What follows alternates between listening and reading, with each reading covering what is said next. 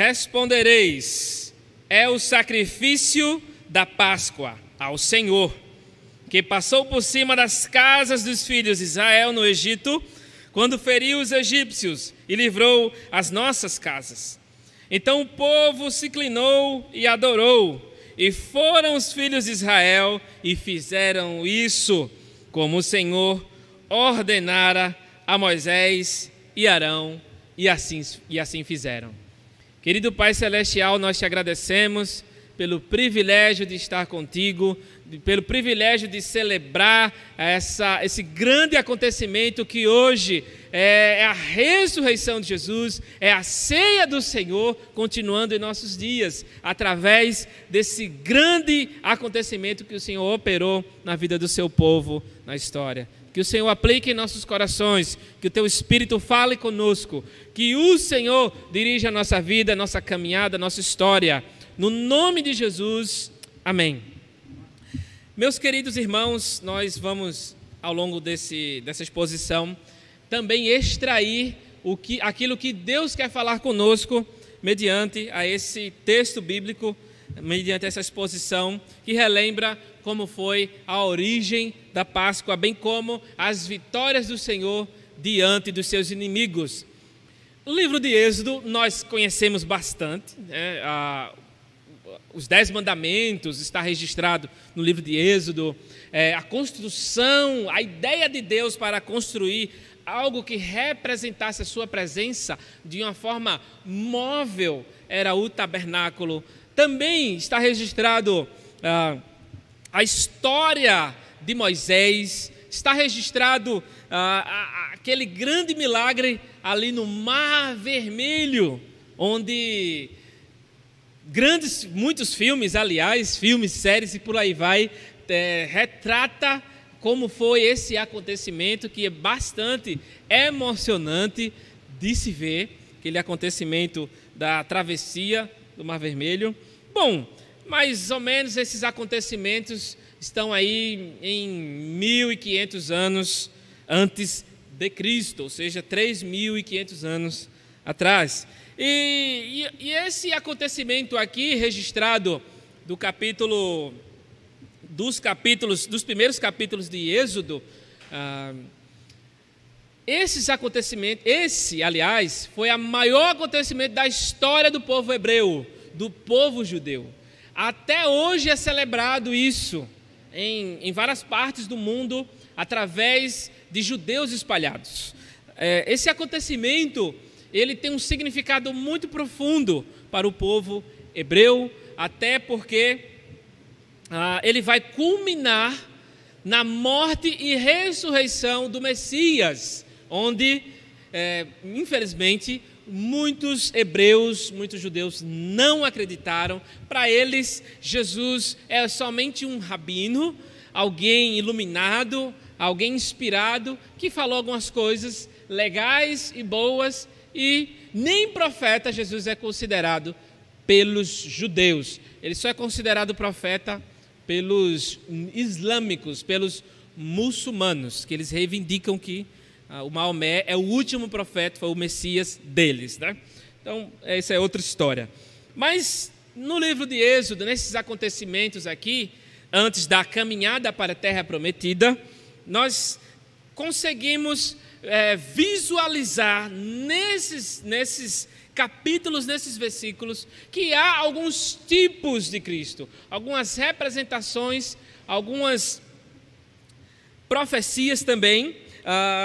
Por exemplo, o próprio Moisés é uma figura, um tipo de Cristo, né? Ele diz também que lá em Deuteronômio que Deus levantará um profeta maior do que eu e tudo mais. E também as funções de Moisés como libertador, legislador e tudo mais, isso prefigura muito Jesus. O Cordeiro Pascal, naquela Páscoa, na primeira Páscoa, o Cordeiro, os filmes, eles não enfatizam esse significado do Cordeiro, não mostra muito bem como isso mostrava que Cristo era esse Cordeiro. O tabernáculo, né, tipificando Jesus, a rocha ferida, naquele momento em que Moisés fere aquela rocha e dela sai abundante abundante suprimento para a vida do povo hebreu.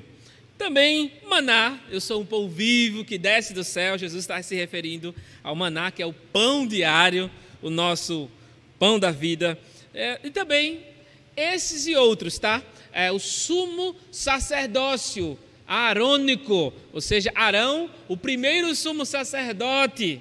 É impressionante que também está registrado que o sumo sacerdote, ele só poderia casar-se com uma virgem. Isso mostra que nesse sumo sacerdócio, Jesus está se casando, está preparando a sua noiva para voltar e trazê-la pura, purificada, santa, imaculada para a sua presença. Então, também o sacerdócio, ele entra no Santo dos Santos, e muitas referências sobre essa tipificação de Jesus em Êxodo. Ao passo que lemos a Bíblia, irmãos, precisamos também ver Jesus, mas não vamos tratar sobre isso aqui, porém somente mencionando o que está acontecendo aqui nesse momento. Os acontecimentos que antecederam essa 10ª praga, esse momento específico, crucial para a vida do povo de Deus, foram as outras pragas, né? E nesses versículos aqui que você pode visualizar, pode ler posteriormente, é possível ver que Deus estava confrontando, desafiando, rebaixando, zombando de todos os deuses do Egito. Cada cultura do mundo, cada povo ao redor do mundo, não há povo nenhum que sequer, nenhum povo que não tenha esse sentido religioso, como se diz alguns estudiosos no latim, o homo religiosus. Nós somos o homo sapiens, o homem que sabe, que exerce, que sabe, que é inteligente, mas esse homem religioso, ele acredita que todas as manifestações da natureza, a agricultura, a pecuária e por aí vai, cada uma tem uma representação divinal. Então, não é diferente no meio egípcio. Se você for nas culturas indígenas, afros, ciganas, ribeirinhas, aqui no Brasil, também muitas nossas crendices, muitas das nossas, vamos dizer assim, nossos folclores aí, algumas coisas aí, a gente acredita por causa dessas misturas, essas lendas que há em nosso meio também. Então, voltando aqui para a cultura egípcia, é uma cultura mundialmente conhecida, tá? Com seus faraós, com seus deuses, há filmes, séries e inúmeros documentários a respeito disso. Mas vamos passar por cima aqui como Deus, quais esses deuses que Deus desafiou, vai ter tudo a ver com esse tema que propusemos essa manhã, Páscoa, origens e vitórias. Vitórias sobre o quê? Sobre quem? É certo que esses deuses não existem. Esses deuses, infelizmente, são na representação demoníaca. Nós sabemos, pela Bíblia, que são ações demoníacas na vida, nos corações, nas mentes daquelas pessoas que os adoram. Por exemplo, vamos passear aqui. O primeiro foi a primeira praga sobre o Nilo. O rio Nilo era tudo para o Egito. Ele atravessa lá do norte do Sudão até ao mar Mediterrâneo, que ele se divide em vários braços. Então os egípcios, eles não viviam do pastoreio, do gado, eles viviam mais da agricultura, tanto que 400 anos antes, o José foi levantado para cuidar dessa parte, para ver suprimento. Então, por causa do Nilo, o Nilo era protegido pelos deuses. Ele era venerado também pelos egípcios. E aí os deuses que foram confrontados nas águas se transformaram em sangue, se chama Canum e Rapi. O segundo, as rãs, a praga das rãs vieram do Nilo, e aí Requete e Num foram desafiados, e tantas outras representações que, se você vê, né, no egípcio antigo, na cultura, os deuses eram corpo de homem ou de mulher e cabeça de animal. Então, tinha deuses também com essa representação de rãs também. O terceiro, a praga dos piolhos, o deus da terra e Horus, o deus da medicina, foi confrontado nessa praga dos piolhos também. No enxame de moscas ou algum tipo de mosquito, outros deuses como Ptah e Apis, que era bastante conhecido, foram confrontados. Então, a das úlceras, os conhecidos Imhotep, você viu aí dos filmes, a múmia, o retorno da múmia e tudo mais, Imhotep, Thoth, Nefertim, e também a Ísis, bastante conhecida também na história. As chuvas de pedras de fogo, a Saraiva, o Horus, o Shu e o Nut também foram desafiados e foram confrontados e rebaixados pelo nosso Deus. Parece, né, um certo duelo, né, duelo de deuses, mas não havia deuses. Deus estava mostrando que que o coração deles fabricaram era desnecessário, não era palho para o Senhor. Gafanhotos, né, Osíris, Anubis e Sete foram confrontados aí diante dessa praga que eles não puderam conter os gafanhotos, nem proteger suas pastagens. Então Deus está o tempo todo mostrando para eles que, olha, esses deuses nada são. Trevas, a praga que antecedeu a morte dos primogênitos foram as trevas. Ou seja, não foi uma noite qualquer. As trevas, a escuridão era palpável. Era algo negro, escuro, que jamais houve na terra do Egito. E detalhe, só escureceu densamente para os egípcios. Onde estavam os hebreus, não escureceu. E o deus principal dos egípcios era o Amon-Ra, o deus sol, que protegia. Então até Amon-Ra não pôde conter essa praga da escuridão, que eles tinham muito medo, muito mesmo da escuridão. E por último, a morte dos primogênitos, que é o nosso contexto. Na morte dos primogênitos, muitos deuses foram confrontados, principalmente o faraó. O faraó se considerava o Horus vivo, que fazia parte da tríade do Antigo Egito. Ele, Horus, Osíris e tantos outros não puderam parar as ações de Deus, as vitórias que Deus rebaixando, humilhando aqueles deuses, aqueles povos. Irmãos, é triste esse acontecimento, não é motivo de riso, de alegria, porque morreram pessoas, a gente sabe disso. Os primeiros filhos das pessoas e dos animais morreram. Tudo isso também foi em consequência a alguns anos anteriores, no nascimento de Moisés.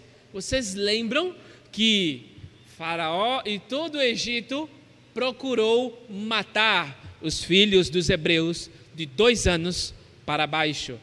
Foram sacrificados ao Nilo, ao deus Nilo. Foram todos arremessados do rio Nilo.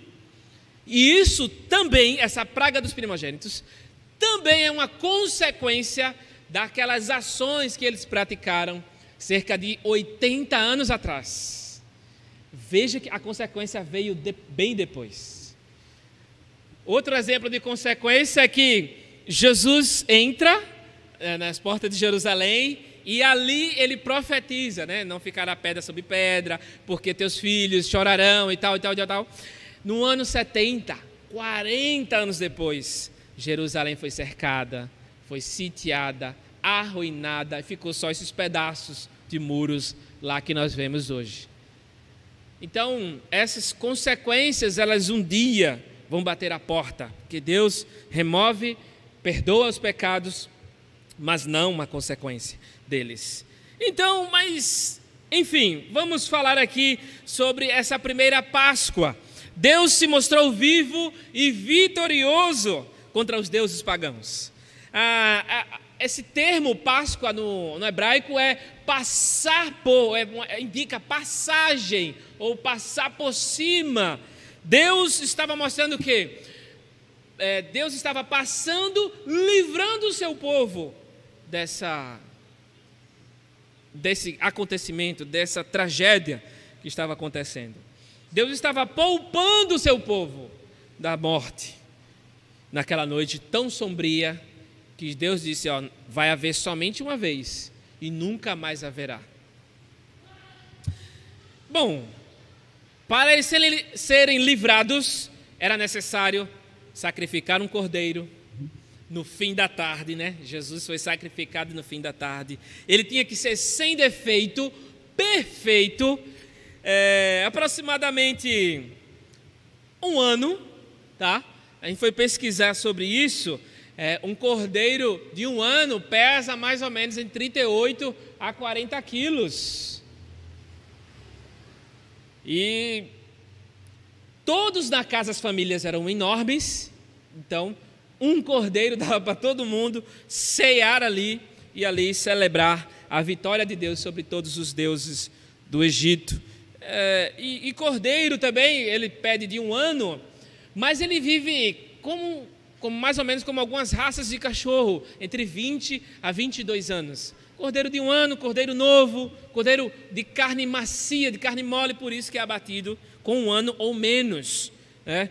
Carneiro é a fase adulta do cordeiro. Ovelha é a fêmea do cordeiro e do carneiro, né? Às vezes a gente tem essas confusões aí, tá? Mas só para a gente esclarecer melhor. Então, esse cordeiro, ele era sacrificado, o sangue dele era para ser colocado no contorno das portas, os umbrais, né? O texto fala assim. E então, o que é que todo esse contexto, né, que Deus está falando aqui com o seu povo? Olha, vocês, quando algum dos vossos filhos perguntarem, que rito é esse? Que manifestação religiosa é essa? O que isso significa? E aí nós vamos entrar aqui nas verdades que a Páscoa de Êxodo nos traz para os nossos dias, para os dias em que vivenciamos. Algumas verdades podemos compartilhar aqui. Poderíamos dissertar aí a tarde inteira, mas temos que ceiar e também retornar aos nossos lares. Mas vamos somente mencionar, aplicando as nossas vidas aos dias de hoje, em primeiro lugar, os deuses que a humanidade cultua nada são. Meus irmãos,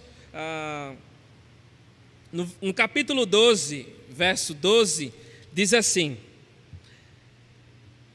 porque naquela noite passarei pela terra do Egito e ferirei na terra do Egito todos os primogênitos, desde os homens até os animais. Executarei juízo sobre todos os deuses do Egito. Eu sou o Senhor. Os deuses daqueles povos eram manifestados em figuras, em representações físicas, como em muitas outras religiões, até no próprio catolicismo romano, de onde boa parte de nós viemos. E deuses não é somente isso, irmãos. Nos esportes, na política, na sexualidade, no meio artístico, no meio gospel, no meio das religiões, o dinheiro, fama, profissão, sucesso, filho, pai, mãe, esposa, irmão, homossexualidade, todas essas coisas podem e até se tornam deuses gerados no coração do homem, no coração de toda a humanidade. São representações em que eu me sacrifico por alguma delas, ou por todas elas, ou por elas. Na política, que está em alta, deuses se levantaram, mas não porque se levantaram em si, mas pessoas colocaram em seus corações que a esperança é o político tal, é o fulano cicrano, que se não fosse esse, seria melhor aquele, se aquele fosse, o Brasil não estaria assim, que não sei o quê. Então, as pessoas, até os crentes, têm que ter muito cuidado, porque podem estar levantando deuses em nosso interior. Seja em qualquer área, queridos. Um homem matou a própria mulher porque estavam discutindo. Isso foi recente, em fevereiro. Estavam discutindo porque o Palmeiras venceu o Corinthians no Paulistão esse ano. O homem era corintiano e a mulher era palmeirense. Olha, na sua casa então não pode ter uma tricolor e um rubro-negro, né? Desse jeito. Por quê? Isso não é problema torcer por um time, alguma coisa do tipo. O problema é quando isso se torna um Deus. E aí eu me sacrifico por esse Deus. E sacrificou quem? Esse homem, por estar tanto arraigado nisso, sacrificou a própria mulher. Esse foi o sacrifício que ele ofereceu ao Corinthians. Isso é só uma representação do que os deuses fazem conosco, do que essas coisas podem nos... A sensualidade, irmãos, você passa no Instagram de 100 imagens, 80 é sensualidade. É uma das redes sociais mais vaidosas do mundo, né? Passa aí Instagram, passa Facebook, passa tantas outras, né? Twitter, YouTube e tudo mais. Uma das redes sociais mais densas nessa área de sensualidade é o Instagram. Então, o que é que se passa no coração dessas pessoas? Esses deuses estão infiltrados. Eles estão camuflados ali e dominaram a pessoa. E a pessoa é regida por aquilo e não sabe, e não discerne. Então, Deus mostrou naquela Páscoa que aqueles deuses dos egípcios, eles não são nada perante Ele. E todos os deuses que levantamos em nosso coração não são nada perante o nosso Deus. E se temos em nós o poder, a ação, a pessoa do Espírito Santo, devemos estar antenados com relação a esses deuses que tentam dominar o nosso coração. Devemos ter essa concepção, devemos ter esse entendimento de tudo que está ao nosso redor. Identifique. Tem até um livro do Timothy Keller, que é o Deuses Falsos. Trata muito especificamente aqui, que não dá para tratar aqui nesse sermão. Em segundo lugar, queridos, o que aprendemos com a primeira Páscoa? O livramento é certo aos que confiam no Senhor. Somente por meio do sangue do Cordeiro que nós somos livrados da morte eterna, de tudo aquilo que nos assombra.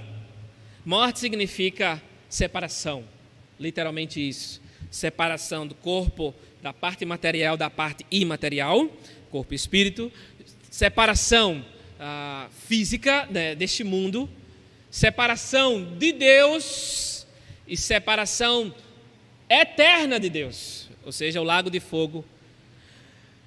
Mas na cruz, Jesus venceu a morte. Jesus, ele matou a morte, tá? Mas ele não aniquilou a morte. Essa é a diferença, né?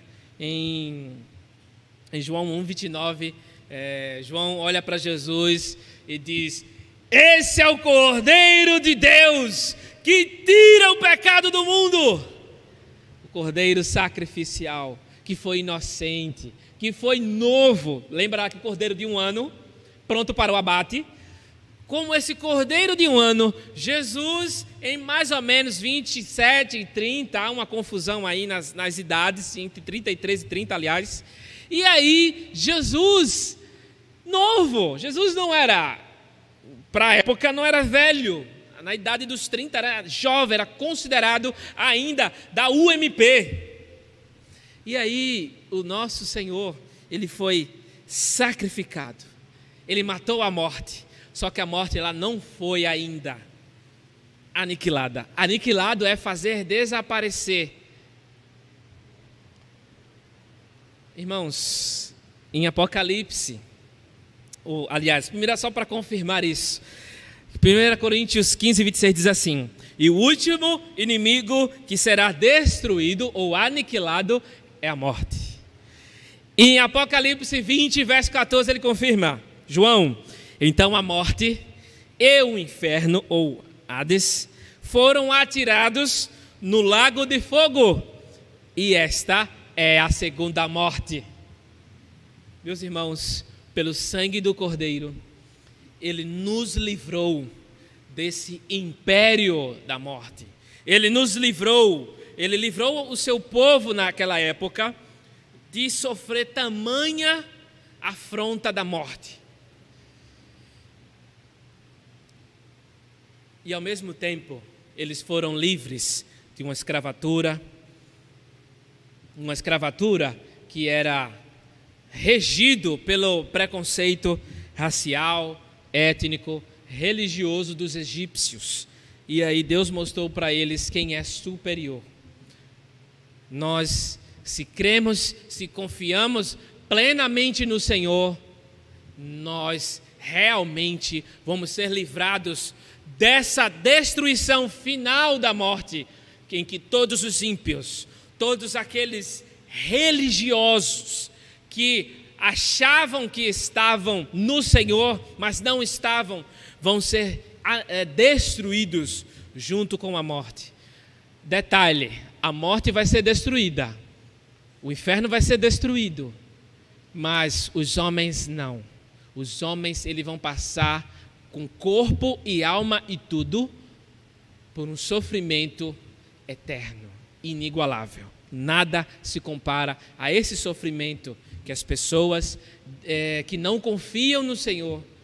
Confiar no Senhor, que está falando aqui, é depositar a vida, a confiança na sua vida, no seu propósito, enfim, em tudo que Ele é.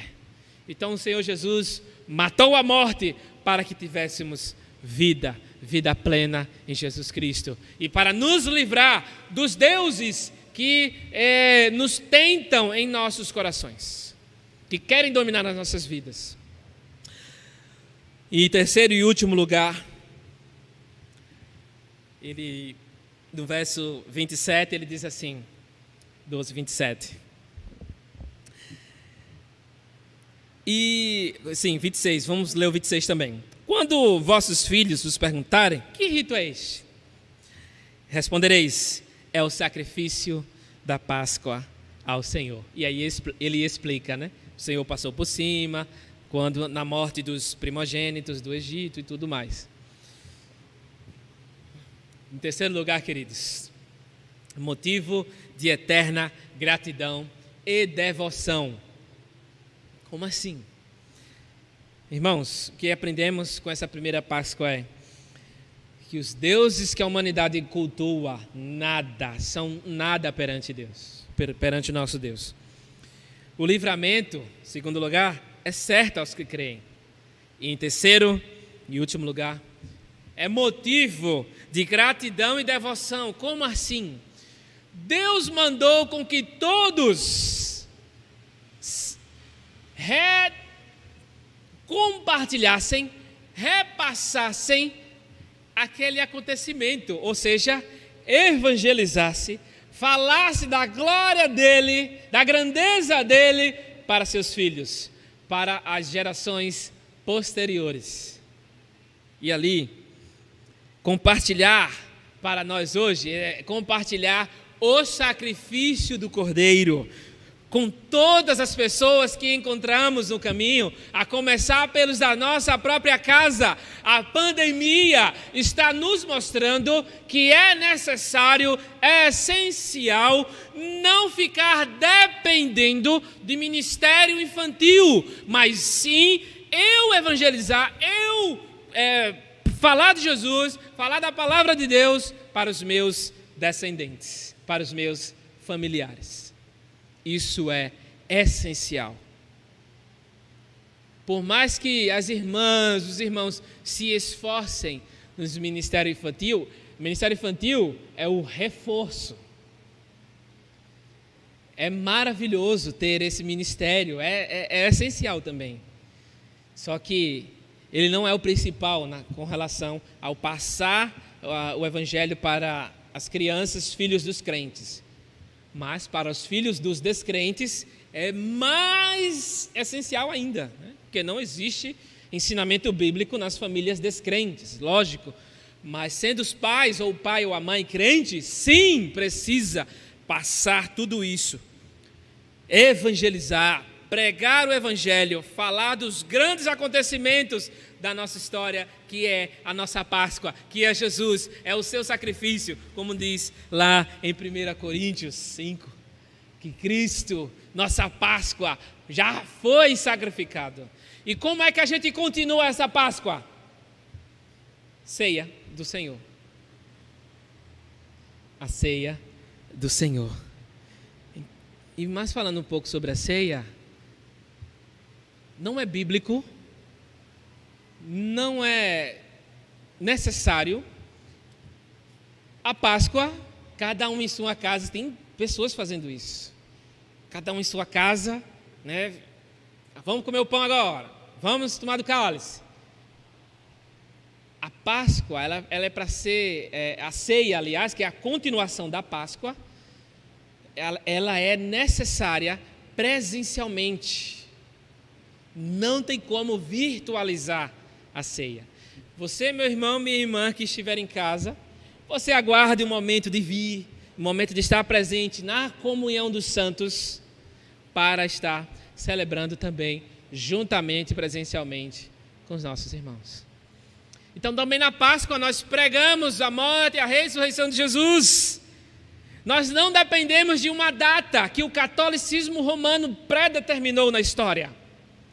Nós celebramos a Páscoa todas as vezes que ceiamos, todas as vezes que nos reunimos para comungar, para se ajuntar, para celebrar a ressurreição do Senhor. Por isso que não é culto de Páscoa, é culto da ressurreição.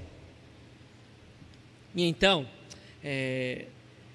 da mesma forma que os hebreus compartilharam com seus filhos ao longo da história, que até hoje eles celebram, né, esse acontecimento do Êxodo, apesar de não crerem em Jesus, eles estão passando a grandeza de Deus para seus filhos. E da mesma forma nós, como diz em Mateus 28, 19, ide fazer discípulos de todos os povos e todas as nações.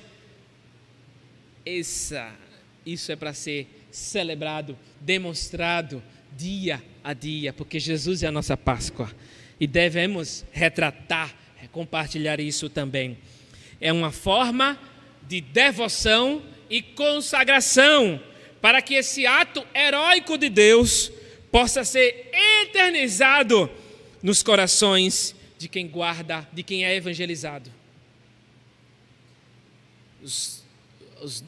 As crianças, os descrentes, todos aqueles que não sabem, não conhecem a Jesus, precisam sim ouvirem de nós quem é Jesus, quem é esse Cordeiro, o que é que ele fez, qual é o significado de sua morte, de sua ressurreição. E então, é isso. Na primeira Páscoa, Deus mostrou a sua grandeza. Precisamos mostrar a grandeza de Deus revelada em Jesus no maior acontecimento da nossa história.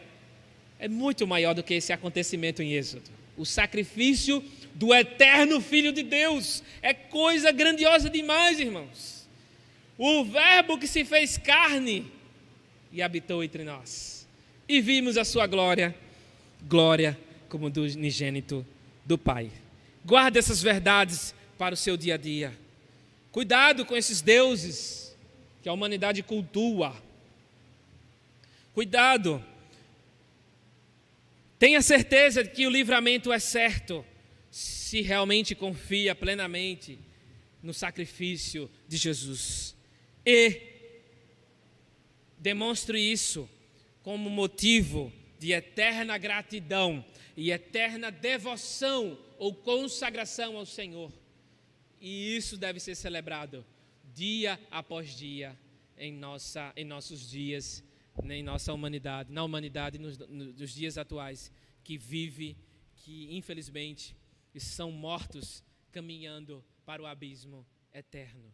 E assim queremos encerrar e estar orando para que Deus aplique em nossos corações essa palavra na minha e na sua vida.